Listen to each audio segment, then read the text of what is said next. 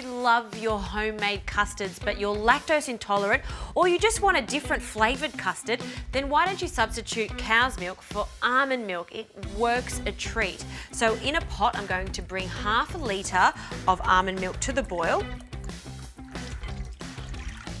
along with some fresh vanilla bean that I'll just scrape from the pod.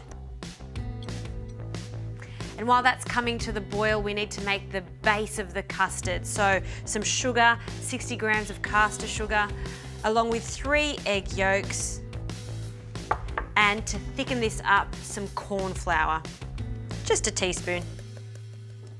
Now I'm going to whisk this until it's pale and thick. Now that this is thickened, we can add the milk. It's boiling, so we'll turn it off. And at the same time as pouring, you want to whisk this in. This will ensure that we don't get scrambled eggs. Now, once that's completely incorporated, we'll pour this back into the pot. Now this goes back on the heat, and then I'm going to constantly stir it until it thickens.